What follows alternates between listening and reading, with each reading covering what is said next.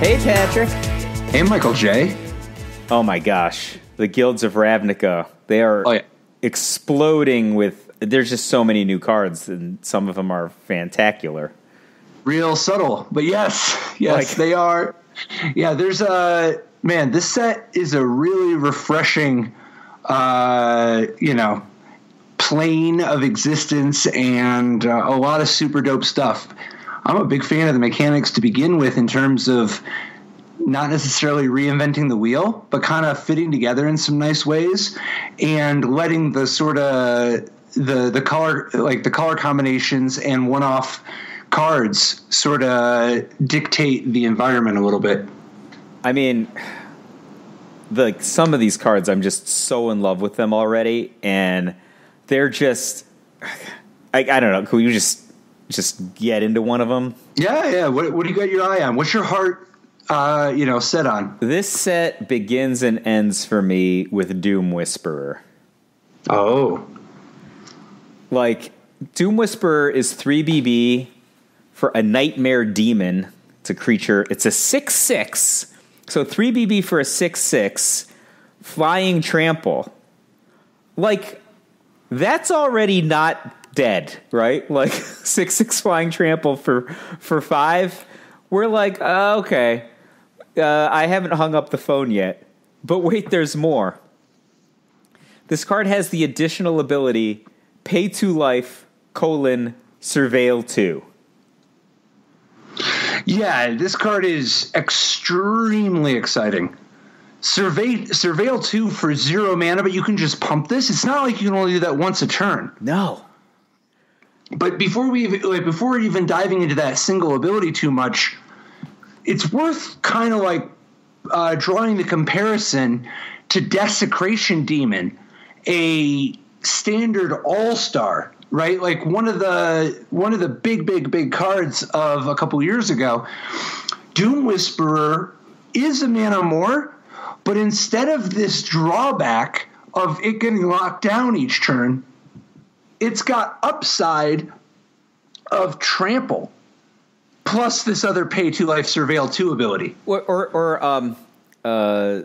the one that was a 6/6 also for BB2, but you couldn't win the game? Abyssal Persecutor? Yeah. So, there's a number of cards that are 6/6 flying black creatures for 4 that had horrible drawbacks, but were staples in Standard. This one, 1 more mana, great, that is a thing, but upside of Trample and no drawback. Like I said, the card is just even if it's just 6/6 Flying Trample for 5, you're not hanging up the phone, right? That just on size alone, this card is just miles better than a Fat Modi, right? It beats Lyra Dawnbringer in a fight, at the same mana. It's sizably bigger, and just would hold off a Glory Bringer. Obviously, that's not a relevant head-to-head up matchup right now, but of things that cost 5, right? The body is outstanding on Doom Whisperer. It's how you once said creatures are either Baneslayers or Muldrifters. I think this card's got a little of both to it. Well, this one's there's a little bit of a Titan thing going on. It's mostly a Baneslayer though. I think that Titan is apropos. That's exactly what I saw when I saw this card. I think the 6/6 is really hearkening to that Titan aesthetic, but pay 2 life, Surveil 2, like you said, no mana activation costs, and you can do it multiple times per turn. 2 things for me on this. I don't know. I mean, obviously this is a bit of an exaggeration, but it at least excites the imagination. I just don't know of any card I can think of that you're just playing good, clean Magic and you're in a top deck fight or you're in a attrition fight with someone and you draw this card. If you've got a decent amount of life, you just won the game. Because you just keep drawing gas. Once it's there, every turn, it'll be a pretty good card. It's got other applications, too. I mean, when you're slamming your opponent for 6 each turn, the game's probably not going to go too much longer in the first place. But here's some really important little components of this guy. First of all, let's picture you just have a couple Undergrowth cards, right? So if, for instance, Bloodmark Painter is 2 black for a 2/3, and when it enters the battlefield, target creature gets menace and +X/+0 until on a turn where X is the number of creature cards in your graveyard. Or perhaps basically any of these that count all the creatures in your graveyard. Like the Lotleth Giant? Lotleth Giant, yep, 6 and a black. When Lotleth Giant enters the battlefield, it deals 1 damage to target opponent for each creature card in your graveyard. Each of these different cards that scales for every creature in your graveyard, you could easily have 30 creatures in your deck. And then if you drop the Doom Whisperer and you're playing against some control deck that isn't doing damage to you, it's not out of the question to think you could just mill yourself for 18. Yeah, it's just a one-shot right there, right? Like, if you mill yourself for 18 and you hit, like, say you hit 9 creatures, you might be able to increase one of these other cards by 9 or whatever, and then if you have some creatures already plus the Doom Whisperer hitting, it's interesting, right? Well, I mean, imagine you're in that situation, right? The Doom Whisperer is a 5, Lotleth Giant's a 7. Doom Whisperer is going to get in on turns 6 and 7, presumably, right before you set up the line. I'm not even talking from that scenario. Though. Saying this guy's basically 20ing them in my scenario. Yeah, I think you could do like let me give you an example. I think it's possible you could put Doom Whisperer down and 20 them that turn. Sure. Like, you can mill yourself for 18 with haste. All you need to do is have some sufficient cards in play that care about the number. So let me give you an example. Creeping Chill is 3 and a black sorcery. Creeping Chill deals 3 damage to each opponent, and you gain 3 life. When Creeping Chill is put into your graveyard from your library, you may exile it. If you do, Creeping Chill deals 3 damage to each opponent, and you gain 3 life. So each Creeping Chill you mill with Doom Whisperer, you're draining your opponent for 3. So, like, that's 3 less damage you have to do, and it's another card and a half. So the first one is 2 more cards, and the second one is 1 more card. Well, and it just the clock is escalating, right? Because the Doom Whisperer has the disadvantage of dealing damage in chunks of 6, right? 6 + 6 + 6 is 18. So anything like on top of that just takes an entire turn off from a 4-turn clock to a 3-turn clock. Sure. I think the Creeping Chill is actually a great example. Once again, I went to Narcomoeba. I think like Doom Whisperer has a little bit of Cloud Goat Ranger to him if he's playing with Narcomoeba, I think. I'm not so sure how much you're going to be able to just mill yourself super, super hard, but you sure are going to be able to against the Teferi people. But these are just fair applications of Doom Whisperer, right? Well, only barely. This is just getting warmed up. So each jumpstart card you mill gives you more options, right? Like, for instance, if you mill a Maximize Altitude, then you can, if you have any, say you've got some kind of a Lurgoyf type of thing, and we'll see what all cards they end up making, but anything that's just like counting all of the creatures in your graveyard, like Undergrowth does, is going to be so abusable with the Doom Whisperer. I was just thinking, this is a severe stretch of mana, so it would require some at least slightly unconventional setup to it. But when we were talking about our preview card, the Crackling Drake, right? Yep. Like, you could, depending on the size of your library and depending on, how much life you have, you could just remove your library. You have a Crackling Drake, cast Doom Whisperer, remove your library, kill your opponent with the Crackling Drake. If the not your whole library, you can only go down to 0. Yeah, no, I'm just saying, like, depending on how many cards are in your library, and depending on you're saying, like, if there's 8 cards in your library, I'm saying, like, gaining a bunch of life.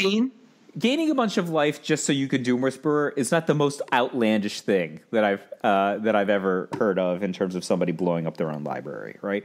I feel like from the perspective of blowing up your own, just tearing up your own library, I don't think that we've seen a creature like Doom Whisperer since the days of Hermit Druid. I don't know. Maybe I'm getting unnecessarily hung up on my Cephalid illusionists, but any of the Balustrade spy. All right. Anyway, the Cephalid illusionist is embarrassing, particularly for me. But how about using the Blood Operative? 1BB 3/1 lifelink. When Blood Operative enters the battlefield, you may exile target card from a graveyard. And whenever you Surveil, if Blood Operative is in your graveyard, you may pay 3 life. If you do, return Blood Operative to your hand. Ooh. That's like a really powerful combination with Jumpstart, right? It could be. Right, because it gives you fuel for Jumpstart discards. Well, and definitely it can do that too. But I think like just having a 3/1 lifelink recurring threat is could be potentially decent. And depending on what the shape of the rest of your deck looks like, I mean, it's not unreasonable to think that you could rebuy this quite frequently, but not all the time. But what if you could search up your Doom Whisperer when you need it with Mausoleum's Secrets? Oh, I mean, if you're just playing a deck that's just putting stuff into the graveyard, all these cards are just falling together so well. And Blood Operative is a super solid tool to begin with, right? Like 3 power lifelink for 3 mana. I mean, nobody loves the 1 toughness, but that's actually not that bad to start with. It's really meaningful in terms of its ability to set up future Doom Whisperer activations, and then the recursion stuff on top of that is just gravy. Oh, plus it actually has graveyard hate built in, which, you know, that has some purpose in this world with things like Jumpstart and Undergrowth. Yeah, I think I think that's a solid combo all around. And once you have the Doom Whisperer in play, you have a guaranteed way to be able to get the Operative back at, you know, as much as you want, as long as you get the life, you know. I mean, what about giving Doom Whisperer lifelink? I mean, tell me more. I mean, it would be insane if it had lifelink, right? That's like any hit is like 3 additional activations. Right. And recently they've made a couple auras that can give lifelink. One of the super dope ones just rotated out with Amonkhet block, but we've still got a couple. Like we still got some options, right? Such as you can use Mark of the Vampire, but its rate is so mediocre. The 3 and a black +2/+2 and lifelink. But if you branch out, the good one that's actually left is the 2 and a white, Squire's Devotion, 2 and a white. Enchanted creature gets +1/+1 in lifelink. And when Squire's Devotion enters the battlefield, you get a 1/1 white vampire creature token with lifelink. Oh, that's solid anyway. Oh yeah, like, that's just a solid card for if you want lifelink. Yeah. Oh yeah. Totally. So I think it's not too bad. You know what I mean? And there's a few other. There's little things you can do, like just to give it this turn. But a lot of the lifelink enablers at the moment are contingent on legendary status, and interestingly, Doom Whisperer not a legend.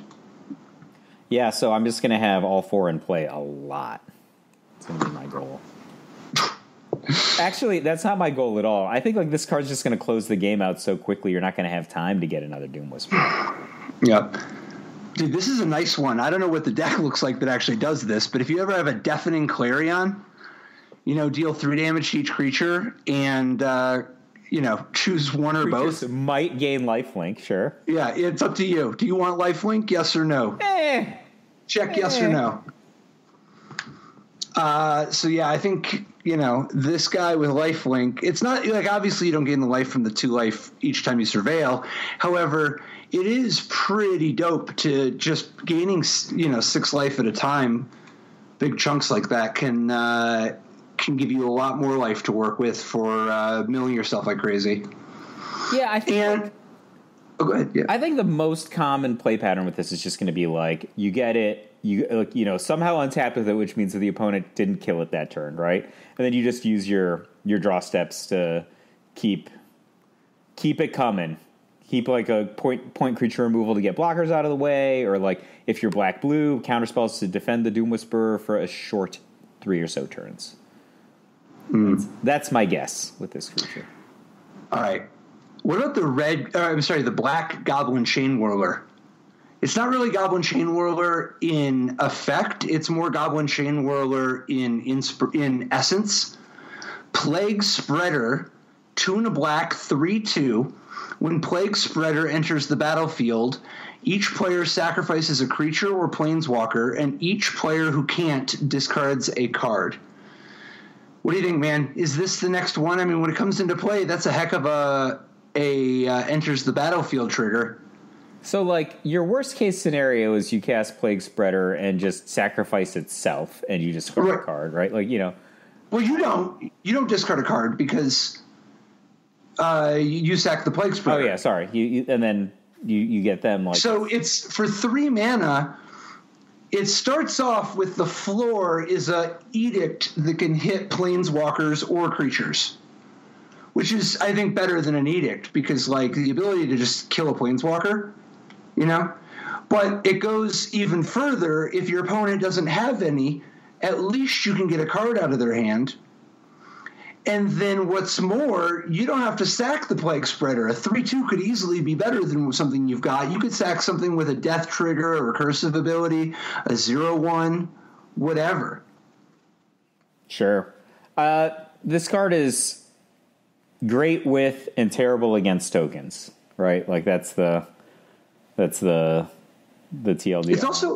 It's also a creature for your graveyard, so that, like, even though it kind of functions like a spell, it's like a sorcery, you know, it is technically a creature in your graveyard, making your Undergrowth that much stronger. I buy it. I mean, I think that you could easily play just a bunch of stuff like this card and just have a snowballing sequence of just value. You know, every single thing that you're doing is just more and more action. But I don't know. I don't think it's Goblin Chain Whirler. Neither do I. You can get it back, man. If you start recursing this with Gruesome Menagerie, 3 black, choose a creature card with converted mana cost 1 in your graveyard, then do the same for creatures with converted mana cost 2 and 3, and return them to the battlefield. This guy's a decent 3 to get back. Sure. Solid. It's sort of like, it's like a big collected company of sorts, right? Yeah, I mean, it requires much more setup than a collected company. It's also more mana and a sorcery.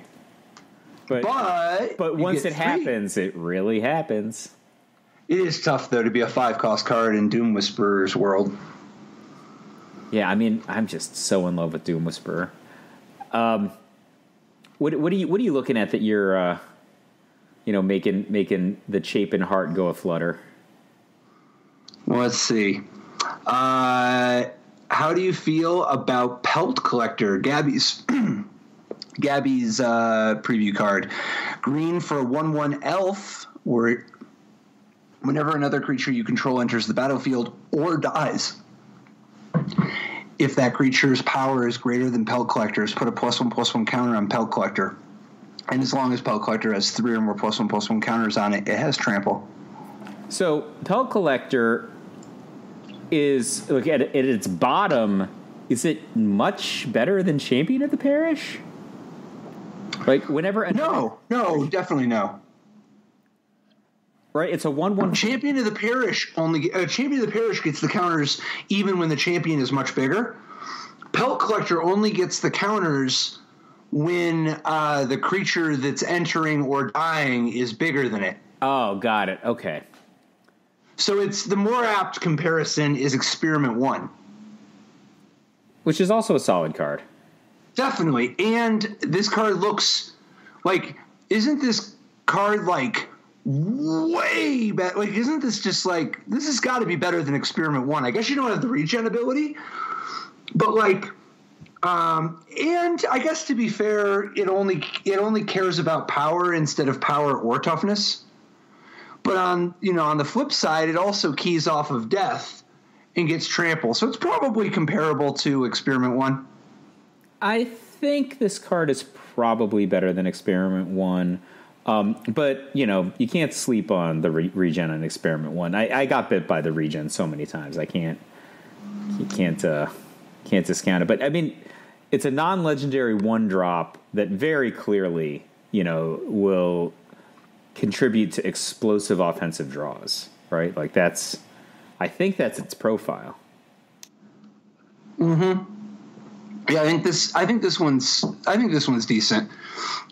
I don't think it's going to necessarily be the most insanely good world for it, but with the rotation, there's a lot less competition anyway, and so there's like this void for cheap threats. It's also interesting being an elf. I mean, both Llanowar Elf and Pelt Collector, that's a couple of solid, elves to start off a potential elf deck curve.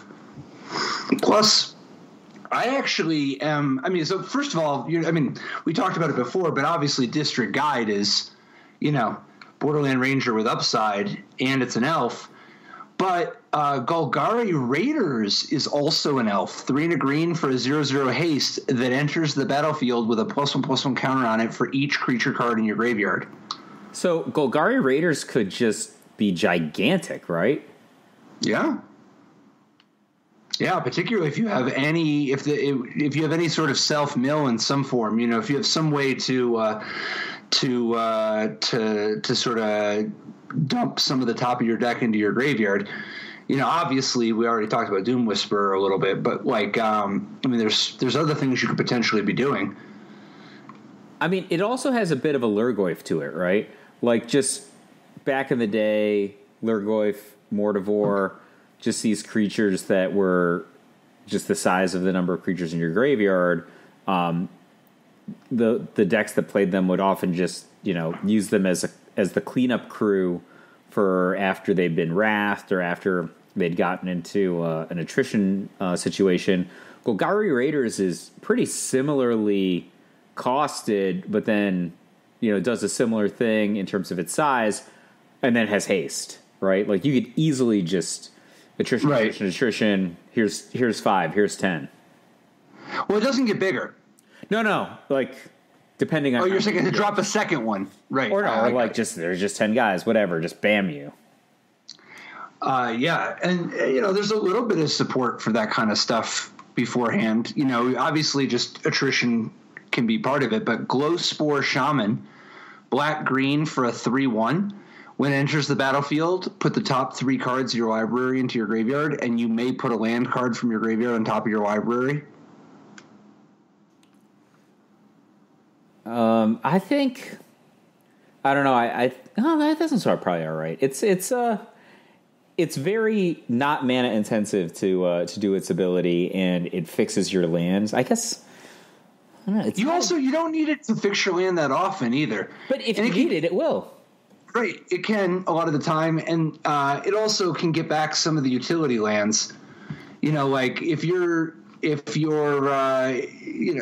could get a little bit of a spell-like action that way. But I think a lot more of the value is that it's a 3/1 for 2 that's also an elf and also mills yourself for 3. Well, I also just would point out that you don't need to have milled that land. Like you could just have a land in your graveyard, right? And the Glowspore Shaman can get whatever land. Right. Yep. Totally. And if you've got any sort of Courser of Crufex type action, Mondo combo, the top card of your deck will be land. But it also gives you a fresh look at the top. Some of these elves, I mean, there's a lot here to work with. Like, I'm not 0% on Golgari Findbroker, the black, green, 3/4 that when it enters the battlefield, return target permanent card from your graveyard to your hand. It's got a lot of Eternal Witness to it. Yeah. It's tough costing the same as like Vraska and stuff like that. But like, there's also, it's funny how many Lurgoyfs, like they've already shown, like obviously we just talked about that elf, but like there's also the Rhizome Lurcher, 2 black green for a 2/2 fungus zombie that when it enters the battlefield with a number of +1/+1 counters on it equal to the number of creature cards in your graveyard. So like it doesn't have haste, but it's 2 bigger. Yeah, I think maybe if they'd varied the costs of the Lurgoyfs, then maybe that would have been that you way. guys like stagger them? Yeah, I mean, if they all cost the same, right? Like, I guess you have like a hyper redundancy on something, but like, you don't want it to be at 4. You know what I mean? Like, how you're just jammed up. You didn't even set up.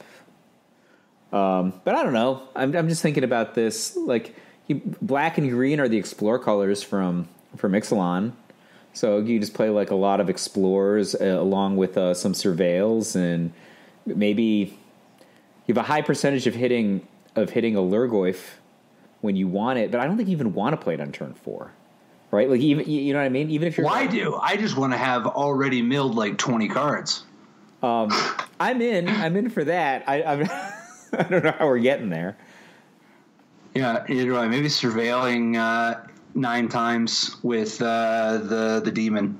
Yeah, but that's the wrong order, right? Like, we're gonna need some acceleration. If we're already at 6/6 for 5, I'm not even interested in the Lurgoyfs anymore. Give me a lot less giant. We're gonna finish the game out. So there were a couple of kind of amusing Dimir like interaction cards that had kind of been unveiled in the last day or so. First, the Yawgmoth's Will out of your graveyard. Yeah. 1 blue black. Exile your opponent's graveyard, and then until the end of the turn, you can play those cards. And this is Mnemonic Betrayal. You can play those cards as though any of your mana was any color, so you don't have to worry about being whatever color your opponent is. But you basically get to play those cards until end of turn, and any of the ones you don't use, you put back into your opponent's graveyard at the end of the turn. So, and then you exile Mnemonic Betrayal, right? So, yeah, just like Yawgmoth's Will. I think this. First of all, this card is gorgeous. This art's really good. Just throw it out there. I like this a lot. Like this, its low end is that you're just gonna, get some good 2-for-1 action, 3-for-1 action. Well, you played Yawgmoth's Will just for value back in Urza Block, right? I mean, like you were one of the pioneers of that, right? Yeah, absolutely. Like, but the thing is, even before Napster, I played it at that Pro Tour. At Pro Tour Rye, I played a black-red kind of like hyper disruption Yawgmoth's Will deck.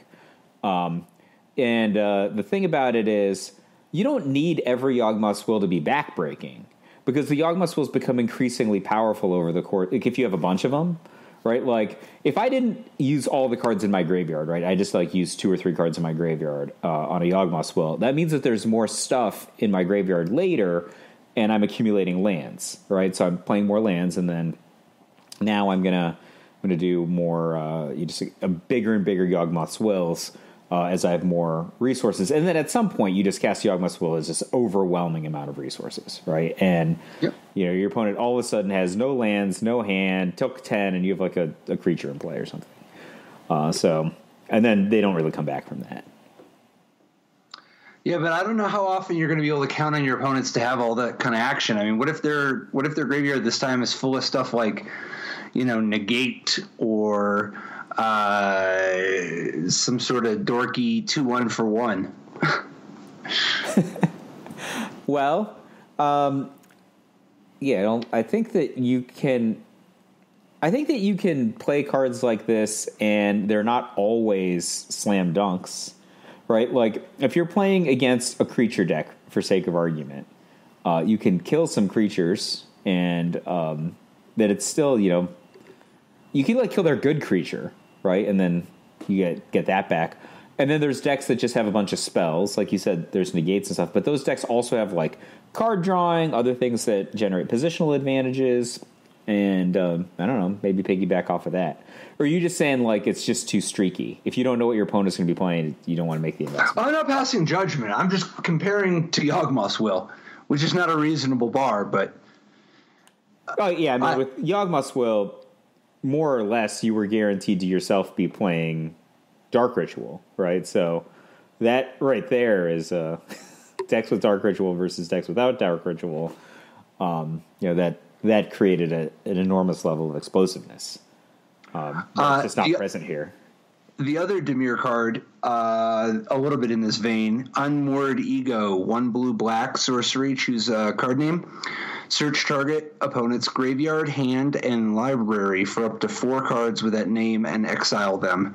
That player shuffles their library, then draws a card for each card exiled from their hand this way.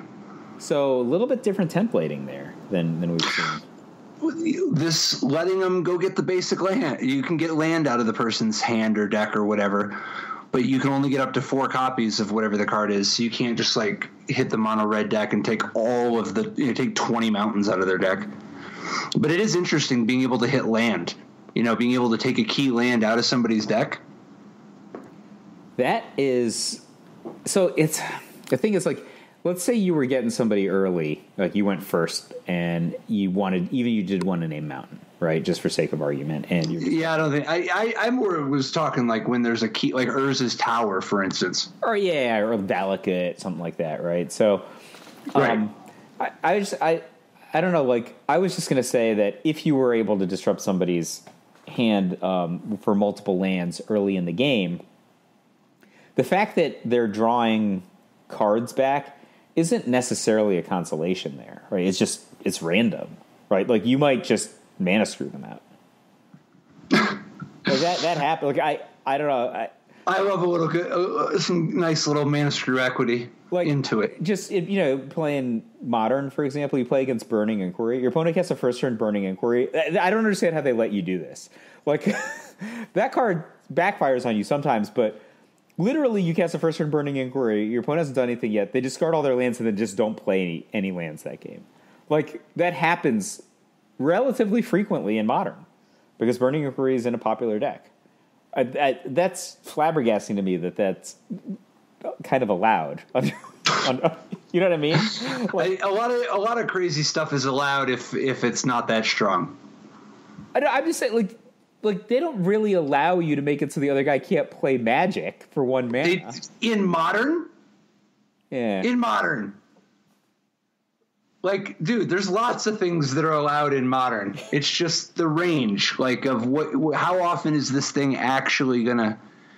All right, dude, what about... It's infrequent that actually happens, but when it happens to you, it's just like, it's not... Like, you lose games all different ways, right? But... It's just weird. I just don't feel like I've played that kind of Magic in 20 years. Dude, Sky Knight Legionnaire. This is a card that harkens back to some of your tech from, 13 years ago or whatever. And then Sky Knight Legionnaire's big brother, Tajik, Legion's Edge. All right. Well, I've heard some chatter that Tajik Legion's Edge is close to it's one of the best cards in the set. What are you thinking about this one? 1 red, white, 3/2 haste. So, already it's not quite good enough, but, compared to On-Crop Crasher. It's already in the On-Crop Crasher, one ability as good as On-Crop Crasher's ability, and you'd already be there. And so it has 3 abilities. Mentor... prevent all non-combat damage that would be dealt to other creatures you control, and red-white Tajik gains first strike until end of turn. So if you have Tajik Legion's Edge in play, right, and you've other creatures... Which I do. Yeah. You're just, like, immune to earthquakes, right? Like that's not immune. Tajik's not. But, like, most of the Sweltering Suns... If you had 2 Tajiks, you are. Yeah, but they're legendary. Exactly. But that's pretty cool. That's a really powerful ability. Like against removal, like against a decks that... Against? So if you've got Tajik Legion's Edge, what's to stop you from casting Clarion? Give all your creatures... If you do Deafening Clarion and you deal 3 damage to each creature and all your creatures gain lifelink, well, Tajik's the only one taking the hit. And that's assuming that you don't do anything to make Tajik big enough to live. Because it's not just your opponent's non-combat damage. Tajik makes it so that all your creatures are immune. Like, so even your stuff. Like, for instance, if you set up a fight, you know all those different green cards now that set up fights? Mm-hmm. If you set up a fight, Tajik ensures whoever's doing the fighting is unstoppable.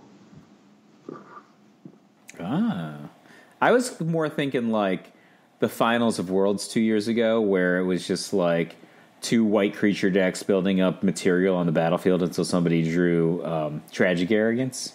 Like, I think that Tajik, and if Clarion is the spell of choice, then I get it. But some sort of situation like that where, you know, just material, like you can't really engage in combat because, you know, the other guy can declare blocks that are going to mess you up.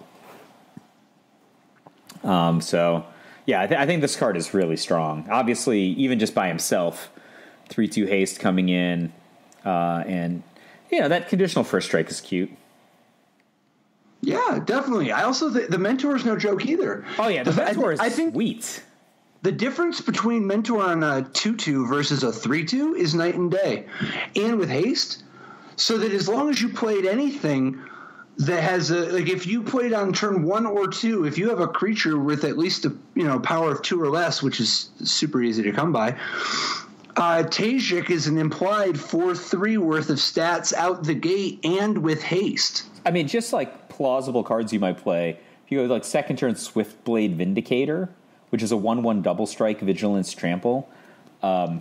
Great creature to Mentor. Yeah, like my god has was it Boros Swiftblade? Was that that Raft won back-to-back extended Grand Prix with?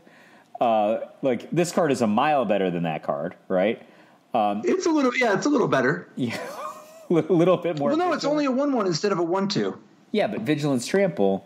But then so if you it's better. I think it's better. You go Swiftblade into Tajik, they're coming in. The Swiftblade's attacking for 4 the next turn, and the Tajik can get another Mentor in on the same creature, right? Right. So yeah, if you just play Swiftblade into Tajik, it's just the first hit is 7, and then the second hit is 9, and that's just those 2. I mean, and there's going to be Sky Knight, which means if you play some sort of a 1 cost 2 power creature on turn 1, which there's plenty. Say you got like that vampire from the Ixalan block that would gain flying under the race. If you're So if you play the aspirant on 1 and then the Swiftblade on 2 and Tajik on 3, even you Goldfish on 4. Like that's already 22. I mean, I think like not only is that just intuitively a thing that can happen, but like there's a combination of creature resilience and haste that's like really compelling. Like if let's say you had a pretty quick start, potentially with Tajik, and then however your opponent just killed all your stuff, right? But one of the things that you had was Hunted Witness, the new Doom Traveler. Mm-hmm. So Hunted Witness is white for a 1/1 human.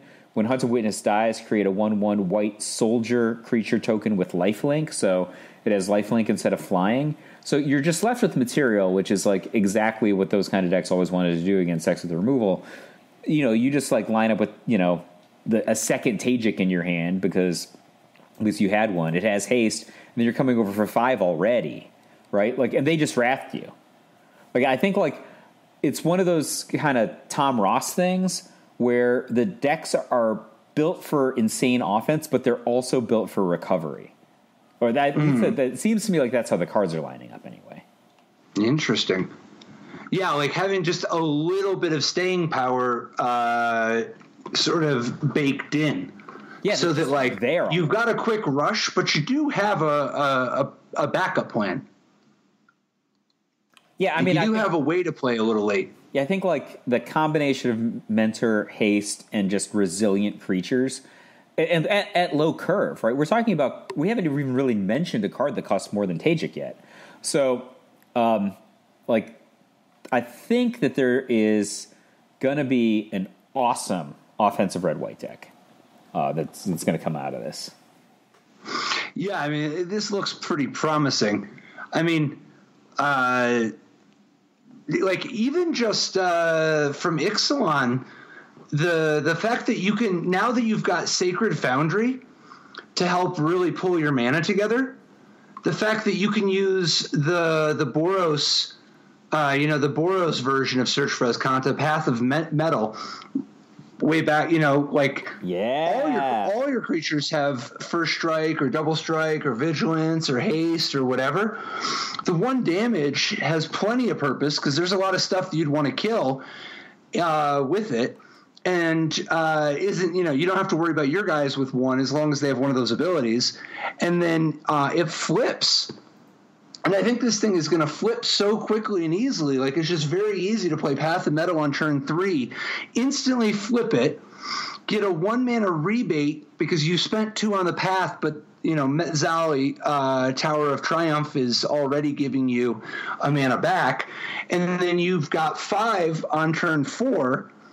And that's not even counting that you can use the Tower of Triumph as a victory condition. You get a little bit extra reach or some defensive capabilities. Yeah, so back in previous formats, Path of Metal did see some top 8 action on the Star City tour, but ultimately just the red decks were just too good without white.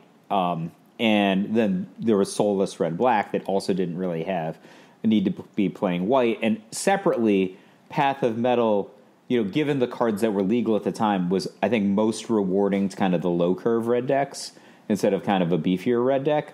And just to have a card that costs RW on turn 2 had been highly volatile to their mana base.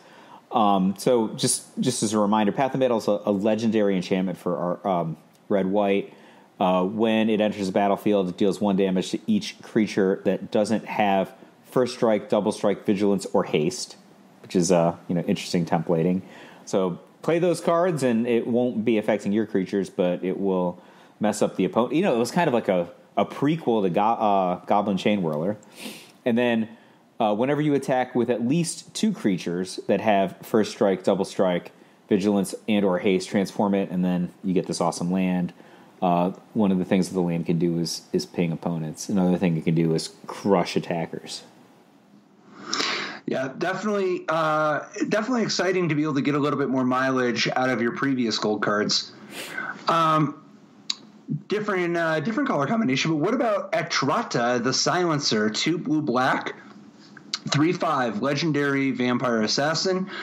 Etrata, every time I read her name, it always looks like errata to me, but errata the Silencer can't be blocked. When errata deals combat damage to a player, exile target creature that player controls, and put a hit counter on that card. That player loses the game if they own 3 or more exiled cards with hit counters on them, and then errata's owner shuffles errata into their library, assuming you're playing like a multiplayer game and the game isn't just over.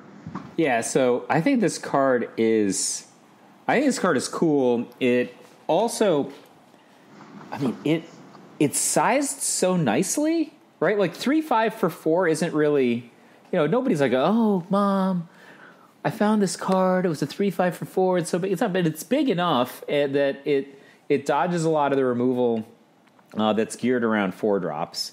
And the fact that it can't be blocked is awesome. Yeah, 3/5 that can't be blocked is already just compare this to Evil Eye Orm's Bygor. But its ability, even when you don't have the just win the game instantly thing going on, its ability's good. It's a good ability. This card seems deceptively good to me. Like what? Like a 3/5 unblockable is a pretty big influence, and it's legend is some benefits, or you could go get it at the right time, and a vampire is not a bad creature type, but the exiling one of their creatures each turn. God, if you exile any, aren't you kind of already doing it? I think this card's just awesome. And then, like, the third one is game over? Like, what do? Do you just not play any guys? Like, you're just like, all right, I have no immediate answer to errata, the silencer. Like, just, I have to not play guys, so I can't race it. It's just going to kill me. Yeah, I think this card's really, like clearly it looks like that they wanted to make some unreal threats that were actually worth killing so that people would, so there'd be a little play with this whole, like, what are you going to Assassin's Mark? Okay, so like, what do you... Imagine your opponent is just playing a mono-green Stompy deck, which is a plausible thing that someone might do. It was one of the highest pulling decks in Standard, right, in the previous format. And it retains its 5/4, it retains its mana elf, right? Like, maybe there's now room to play a 10/10 for 5. Look at all the cool things we could do. Monsters, monsters, monsters, rawr! What do you do when the opponent just goes like, all right, kill your first thing, kill your second thing, Etrata? Is the game now over? You can't possibly just play dudes into Etrata. They'll kill you, and they'll kill you. You might need to play with some cards that fight. Yeah, or have hexproof against black. Yeah, you might need a lot of things, but I think that's just a real plausible matchup that could be happening, and like this card is just it's big enough to just withstand some decent combat like the first turn. I think this card is a very, very solid. Something like, I don't know if it's a build around or a top end of a creature deck, but it probably. Dude, picture sideboarding this into your blue-black control deck. Oh, awesome! Absolutely awesome. Yeah, I think this is going to be like a really devastating sideboard plan, and I think that it can just be a solid role player, particularly in decks that care about the legend status. If you exile tokens. They don't accumulate hits. That doesn't help. Yep, that doesn't help. No hits. It just helps by killing your opponent's stuff, but doesn't help win the game immediately. Yeah, I think this card is really, really cool. How do you think it compares to Nightveil Predator, the other new Feln 4-drop, blue, black, 3/3 flying, death touch, hexproof vampire? I think Errata's better. Me too. Like hexproof on a 3/3 for 4. I mean, it's just like it's okay. It's a phantom monster. It blocks. It's a phantom monster. Like this is. I mean, I guess it could trade up, but it doesn't. Even if it's blocking combat, it's not even winning those fights. Yeah. I like Etrata better. Like it's. I'm not sure that Nightveil Predator is a playable constructed card. It's also definitely it is. Yeah? You're crazy. Yeah, it's just going to be playable in a weird kind of deck. I think that Etrata is just good on her own. I think that Nightveil Predator is gonna take a very particular set of skills. To put together. But it's Liam Neeson. It's got Liam Neeson's a lot less mediocre than this one. I'm just saying, I'm looking at the top right-hand corner of Nightveil Predator, and I'm wondering how often I get to cast it on turn 4. Dude, you literally played Autumn Willow. Like, you can play a 4-cost. I've never summoned an Autumn Willow in a tournament. Never in my life. So Disinformation Campaign is 1 blue-black. Enchantment. When it enters the battlefield, you may draw a card and each opponent discards a card. Or not just may, you must. You draw a card and each opponent discards a card. And whenever you surveil, return Disinformation Campaign to its owner's hand. This is a cool card.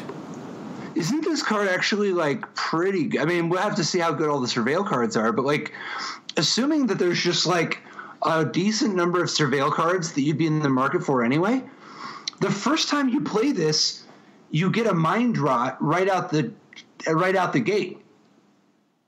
Right? Like, they lose a card and you gain a card. Yeah, it's like a Council of the Soratami-ish kind of card, right? Right. Now, it's better for you to draw a second card than them to discard a card, but it helps. But then, like, if you surveil even a single time, it was like a draw 3. Because, like, you drew a card, you also drew another copy of Disinformation Campaign, and you made your opponent discard a card.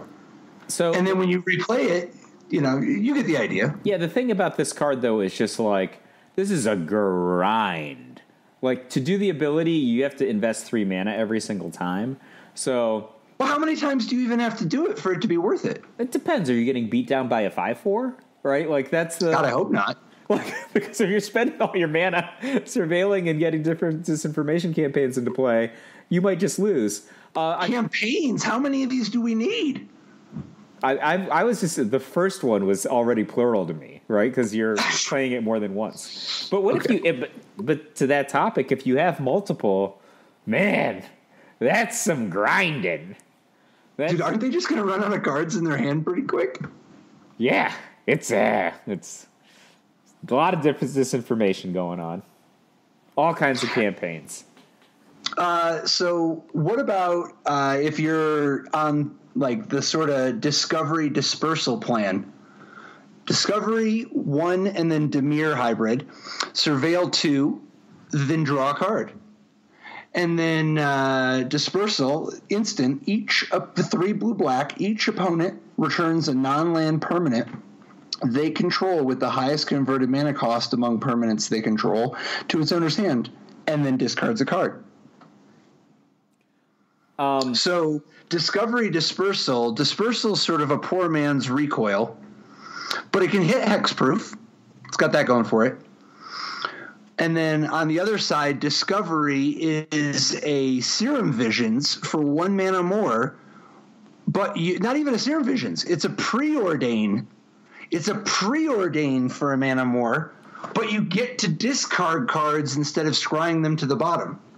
I mean, it's substantially more powerful than a Preordain. It does cost twice the mana. Like all those cards we've been talking about, like, this is a great catalyst to get the ball rolling on turn 2. Yeah, this card looks good to me. I mean, I think that there's plenty of times that I would play Preordain for 2, and I think that this one's effect is better. Meaningfully better. I think this is such a good enabler. And then the backdoor of Recoil, that is such a great thing to be able to convert your thing into under certain circumstances.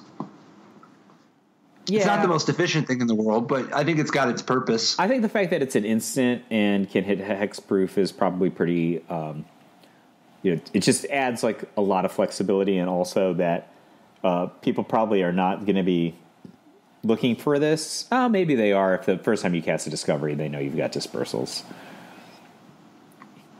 I don't know. Yeah, so... Like if your engine's going, like you're just going to keep discovering anyway because surveilling is awesome. Yeah, I mean, one of the tough parts though is that isn't like one of the better surveil cards this Notion Rain. Read the surveilling 1 blue-black, surveil 2, then draw 2 cards. Notion Rain deals 2 damage to you. I don't know, why is that one of the better ones? I think it's... Isn't Read the Bones really good? Yeah.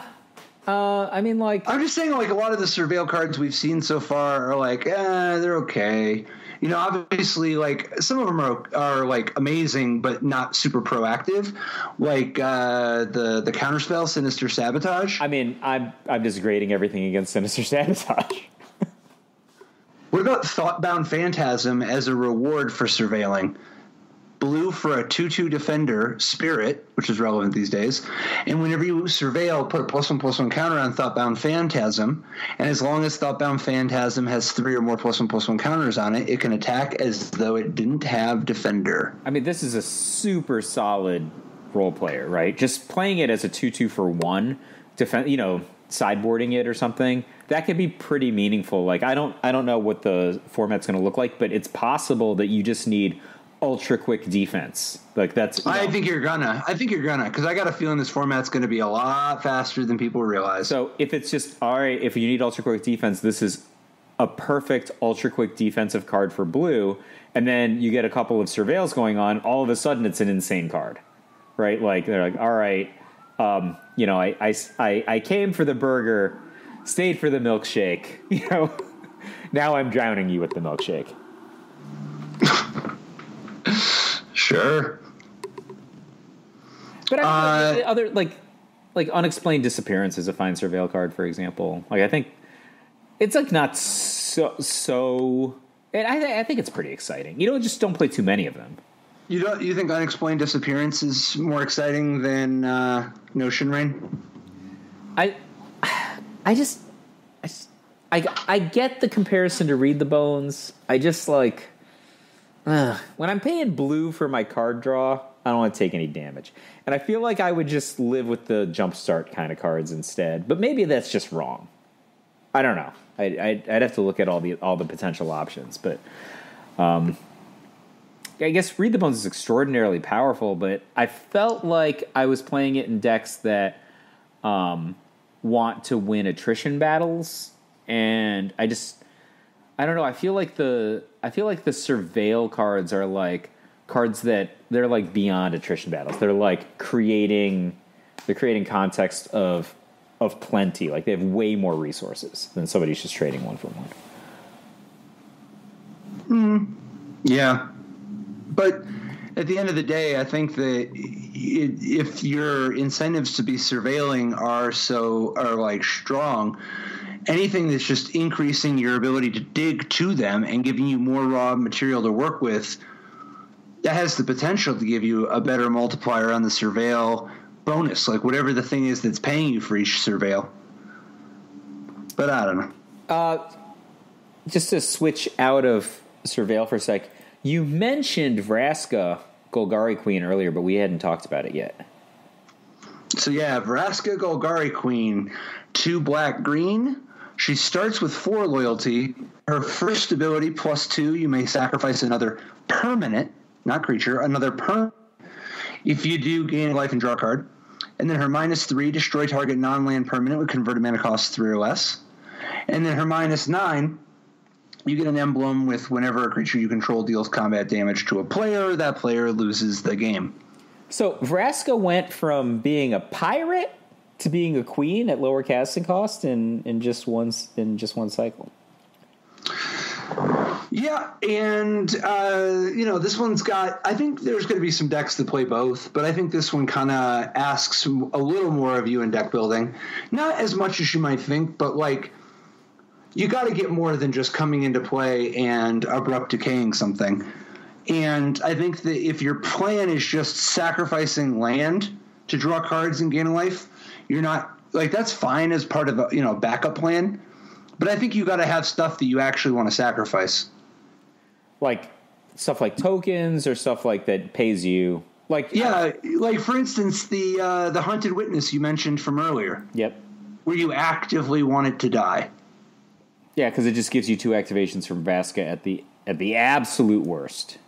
Or if you just have things that you want to be stocking your graveyard with, whether like to make your undergrowth more powerful, or if you've got some recursive threat, or my personal favorite, if you can steal your opponent's creature. Ooh, that's very good. And sacrifice a permanent is really interesting, right? Like for instance, you can do some really weird stuff on this one. Like if you've got a non-creature permanent that you actually want to get rid of, that you actually like get paid for it not being any sort of anything that's triggering off of your creature. I mean, not your creature. Your ability. Like the quest is get it off the table. This like you get paid for getting it off the table, and it just seems like it's like, let me give you an example. If you induced amnesia yourself. When it enters the battlefield, target player exiles all cards from his or her hand face down, then draws that many cards. And when induced amnesia is put into a graveyard from the battlefield, return the exiled cards to their owner's hand. So, like, you got a bunch of cards in your hand. You induced amnesia yourself, and you get a new hand. So already you kind of did a winds of change type of thing, right? But if you just know you have Vraskas in your deck, the first time you get a Vraska, if you just play Vraska and then eat your induced amnesia, not only do you draw a card and gain a life from Vraska's ability, you literally just double your hand size. Like you get you don't have to discard the original. It's not like a memory jar situation. You just get all of your cards back. Yeah.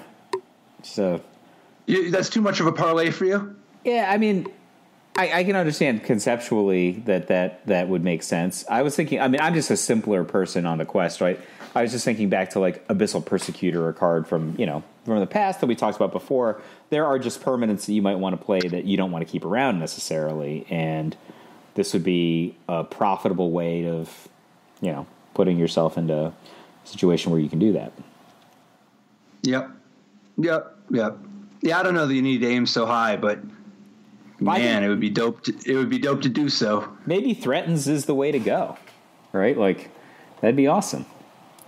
So, what do you think about Beacon Bolt? 1 blue-red. Beacon Bolt deals damage to target creature equal to the total number of instant and sorcery cards you own in your exile and in your graveyard, and it has Jumpstart. Isn't that just like a really revolutionary? And we talked about this a little bit during our preview, but like the more that this set shapes up, isn't this like exactly the type of card that Izzet deck is going to be looking for? Oh, sure. And I think it is a lot like the Surveil stuff, or like, the put cards into your graveyard directly kind of stuff, whatever that we've been talking about between black and blue and to some degree green. With Beacon Bolt, like this is very similar in flavor to like what Ral does. All right, so if you're just going to be playing a lot of instants and sorceries anyway that are going to get you to your Rals or get you to your Beacon Bolts on time, then all those things that are playing together are just increasingly effective together.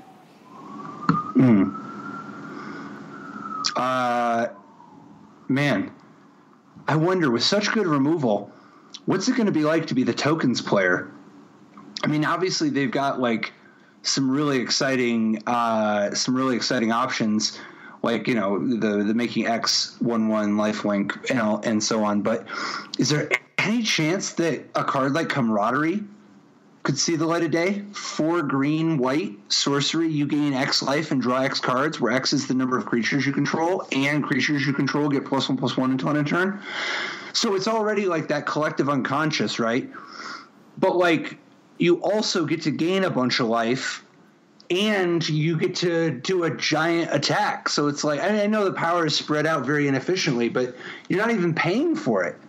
Well, really, right? Like, depending on how wide you've gone, gaining all that life is just going to allow you to survive the counterattack, right? So, I think that certainly this card could see play. Like, imagine there's a situation where like a tokens-esque deck is the most popular deck, right? So you're anticipating the mirror match. This is a great sideboard card for a matchup where both guys just accumulate a ton of material on the battlefield. Right? Like, sure. It gives you like, all right, here's my big turn. I might not necessarily bust through, but I can make you think. I can put the hurt on you, and I gain enough life that I can survive your swing back. And you better pray that in the 20 cards I just drew that there wasn't another Camaraderie in it. Like, right? Like that's what happens. Or else I'll be winning even more. Yeah, I'll win even bigger than I was going to win. I mean, what do you think about green-white tokens in general? Like, what's been the most exciting stuff you've seen from Convoke besides the Conclave Tribunal? I don't know how to answer the question. Because I'm just not that into green-white tokens. It's not. Okay, what about Divine Visitation? That's the 3 white enchantment. If 1 or more creature tokens would be created under your control, that many 4/4 flying angels with vigilance are created instead. It's 5 mana and doesn't do anything the turn that it comes into play. So if you only have 5. Yeah, I don't know. I don't expect that Divine Visitation is going to be defining the format. Like, imagine you played the Divine Visitation and, on the same turn your opponent played the Doom Whisperer, right? Like, it's going to take a lot of 4/4 tokens, I think, to just outmaneuver the Doom Whisperer. I don't know. Maybe I'm wrong. Like, but Yeah, I don't know. Because I'm not super excited. So how about this? You put down Divine Visitation. Yep. And then you just convoke yourself a X11s. You're just like, hey, why don't I just at instant speed? Like, my opponent was thinking that I'm tapped out, but I'm just gonna tap my 6 tokens. Since I just apparently have 6 laying around, and make 12/12 in the air real quick. You don't even have to go that big, right, for this to be high impact in a situation like that. Like 1 or 2 angels is fine. Oh, yeah. But, like, there's going to be spots where you just make 7. Yeah, that's true. I don't know. Maybe this could be the... See, here's a question. How many Divine Visitations do you play in your Divine Visitation deck? 1, 2, 4? Like... I don't know. It's definitely not a card you want to be drawing and playing when you're under pressure, but it is the kind of card that you want to play when you have space, because that's how you go over the top of your opponent. Right. So I'm a little choppy in my head about this, but there's certainly at least the possibility of kind of like an Andrew Cuneo-esque control the battlefield with tokens type deck. That top ends with big permanents. There's so many efficient token creators that combine. If you get to untap with Divine Visitation and play, and you got 2 or 3 cards in hand, like your next couple of turns are probably going to all be glorious. Dude, this card's dope. If you just have the 1 true Elspeth, man, you're just like boom, make 3 4/4s, boom, make 3 more. So if you win a Pro Tour with it, it becomes the 1 true Elspeth? Because there was another good Elspeth before that. There's a reason it's the 1 true Elspeth. So we talked before about that green-white 6-cost token enabler. But is there any chance that Flower and Flourish is going to just crowd it out because of how low of opportunity cost Flower Flourish has?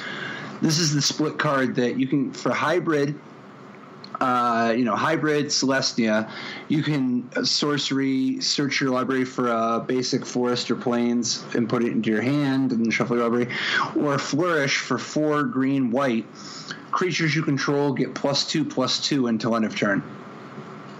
Wow, this is a really interesting card to evaluate because Flower... Really low opportunity cost. Flower is like that card is really good. The fact that you can do a mana search for white, right? Like this is genre bending, right? Like it's only a lay of the land, right? And for green white decks, but this is a function that you could be adding to. They were real careful about how they templated this, right? It's basic forest or basic plains, but still you could just play this effect in a white deck rather than a green deck, and I think that's something real cool. It doesn't have the super powerful high ends of your Traverse the Uvenwald, but it's not. I don't know. Is it so far off of a Tune with Aether? I guess. I don't know. It's really. I think this card is. It's tough to evaluate because it's so thought provoking on the Flower side. Like Flourish is obviously a bit underwhelming, right? Like 6. You better be in tremendous effect for that cost, but you get it for so cheap. Well, I mean, we also have a little bit of precedent in this space too, right? Like, Safe Right Quest wasn't a 0. Safe Right Quest was the Shadowmoor card that is literally just Flower, except it could get non-basic forests and plains, but it it couldn't flourish. Like Safe Right Quest, just Celestia to search your library for a forest or plains. That card saw play. I now that I think about it, I don't know why it doesn't see more play. It seems pretty good. Powered formats, fetch lands are pretty good too. Yeah, I mean, I just feel like maybe I would want another way to get my plateau. You know, it's Yep, it's got a few things it can do. So any other ones that any big ones jumping out? Like, there's so many. I love the diversity of stuff going on here too, because there's actually like where Kaladesh was like extreme over the top. These are like all one-off weird combo enablers. A lot more of the cards in this set that are like their own deck are a little less 9-piece intricate combo. Like, for instance, Experimental Frenzy, 3 in a red enchantment. You may look at the top card of your library anytime. You may play the top card of your library. You can't play cards from your hand. And it has 3 in a red to destroy Experimental Frenzy. Like, isn't this card like really, really cool? Like, this is not just a future sight, right? No, it's got some cool flavor to it also. And like, if you have Experimental Frenzy, because the cards in your hand aren't doing anything, you can just pitch them as a cost for other things. Like, if you just have some cards that let you discard cards, you're getting a little bit more than the sum of the parts. And go ahead. Yeah. Oh yeah, I mean, I was just thinking, like, how much do you need Experimental Frenzy to work for you before you get paid back for the cards in your hand, right? I mean, if you play a card a turn, you're already on par. Yeah, and if you're playing like a land, right, and another spell, like, that's probably pretty great. Yeah, I mean, well, compare this. I think this card looks like, so think about this card in Outpost Siege. Right, like, I mean, not being able to play cards from your hand is a big deal. But you can play 2 cards off the top of your deck, or 3. And that's not even counting if you can play with Surveil, where you actually like set it up, you know? Yeah. I think this card. I think this card is going to be a tournament player. Like a sideboard card in red decks? That's the most obvious place, but I think that I think this card is better than it might look. It looks pretty good. Oh, well, okay. I mean, you might just have a very sophisticated palate.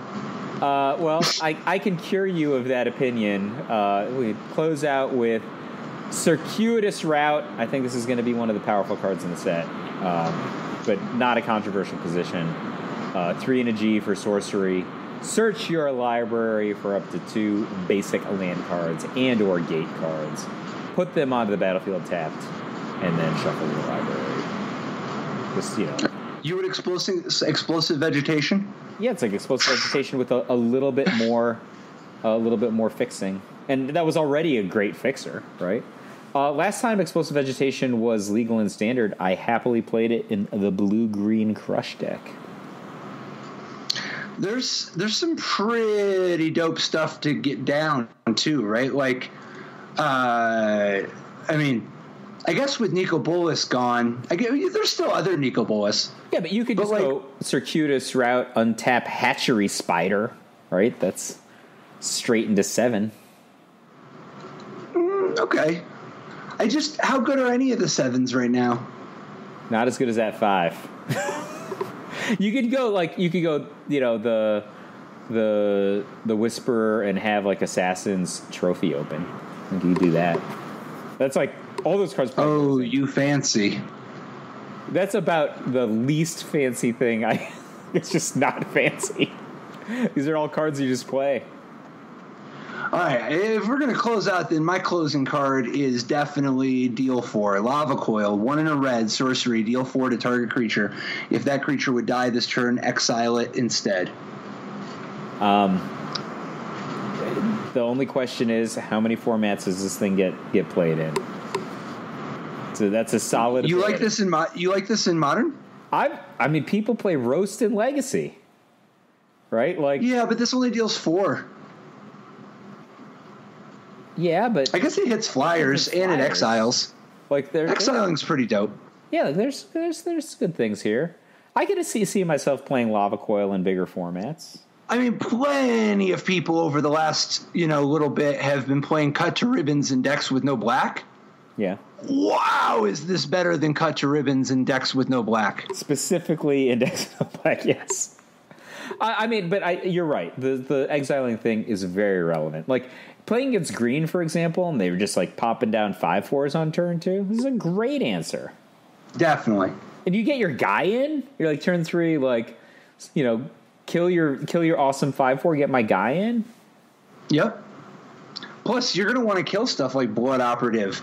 Like I think this card is going to be a staple in the format, in at least standard. Sure. I think it will see play in greater formats also. Yeah. All right, awesome, dude. Man, we've only barely scratched the surface, too. There's still 50 cards left, right, that haven't been revealed? Plus, we haven't even talked about all the cards that have. Target creature gets +3/+3 until end of turn. Target creature gets +3/+3 until end of turn. Target creature gets +3/+3 until end of turn. Accurate. All right. What if you only have one creature? See you next week. Bye-bye.